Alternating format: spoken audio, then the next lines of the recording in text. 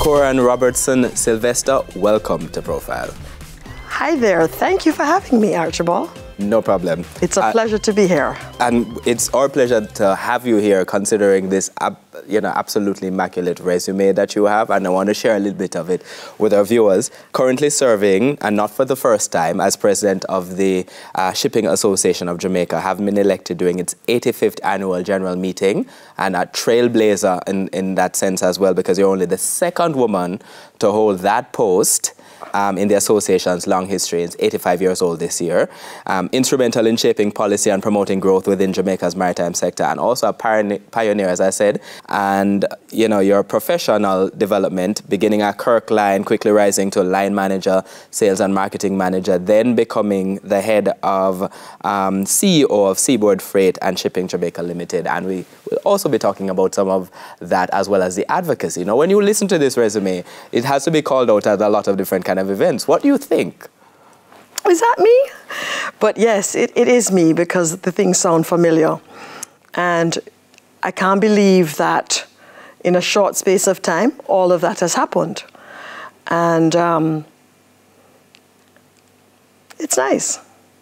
No, you say it's nice, and you say you can't believe that it's happened. But in our pre-interview, we talked about the fact that a lot of this is just, you know, you're wanting to be involved and wanting to achieve is partly a consequence of the sort of example that was set for you by your parents. So let's talk about them first of all. Your father in particular also worked in shipping. My father, Ishmael, he was in shipping. He is an entrepreneur, was an entrepreneur. He's 89 years old, and he was always having ideas. And one of the things that, as growing up as children, you know, because I have two other siblings, younger siblings, James and Stephen. My father was always giving of himself, you know, to sometimes his detriment, was always giving of himself. And he always said that, you know, he saw his parents, both his mother and his father, give of themselves in Manchester. And he believed that if you can, you should. And so I think that's where I learned it from. And then my mother, who was the backbone of our family life, she was always giving to us, giving of herself. You know, she never thought about what she wanted to do. It was always what her children wanted to do. And she got herself involved in everything that we were doing. So I had a good example, and I tried to follow it. You know, when I look back, because my children are now older and I'm an empty nester, I think, wow, did I do all of those things? You know, I would get up in the morning, take them to school at 7, and then volunteer at the PTA between 7 and 8, leave their prep school at 8, and get back down to Newport West. And then, you know, in the evenings when work was finished, I would go back up and volunteer by the poolside, or, you know, watch them playing football. So, you know, in the mornings before work and in the afternoons after work, I was there with my children, yes. And this in particular was the example set by your mom. You say your mom was absolutely, very much like absolutely. Mom. Father from Manchester, mother from St. Thomas. What was your mother involved in before she was spending time taking care of you and just running her family? She was a school teacher. She actually taught PE at Shortwood Teachers College for Women. And before that, she taught PE at Excelsior. So now you have these examples of these two people working in different sectors, being involved. How did this play out in your school life? Because they sent you off to school and said what to you in terms of the value of education? No, so as the story goes, you know, at 18, you know, you go to university. I went to University of the West Indies, and I studied history. And then I didn't know really what I wanted to do. And then I graduated, and I said I was going to, you know, start a master's program. And somewhere in there, I think I was a little off center.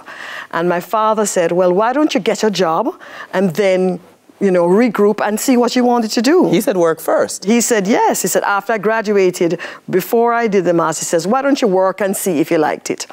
And He was in the shipping business, and he asked his colleagues, Charles Johnston and Grantley Stevenson, if there were any jobs in Newport West. And I went for an interview, and I got into sales, and the rest is history. It was such a dynamic thing. People always say that once you start shipping, you never leave. And people say, what did you do? I said, well, first of all, I had to learn about the tools of the trade.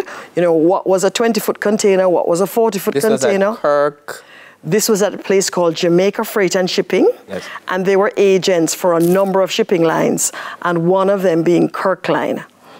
And Kirk Line, at the time, was one of the leaders in the Miami to Kingston trade and the Cayman trade. Because at the time there were no emails, so you were writing on handwritten faxes to the head office to ask for a rate. Can I get a rate on a 20-foot container from Miami to Kingston? The customer has 5 per week, things like that. The sector that you are in now, when you entered that sector, it's still very much in many ways a male-dominated sector. Was that what you were seeing when you entered? Oh, absolutely. There were lots of men. You had women in sales, as it usually is, but it was men. It was all men. And so you'd go to the trade meetings, you'd go to the Shipping Association of Jamaica, and at the head table, there were only men. Middle-aged men, yes. And it was an interesting time. I was at a change period in the shipping community where women were getting more involved. And still, I mean, the women now are the backbone of the shipping community, but the men still run the show. But over time, you became one of the women to run the show. I'm going to talk about that, but we have to take our first break. On Profile, I'm speaking with the president of the Shipping Association of Jamaica, Corah and Robertson-Sylvestor, and we're back with you after these messages.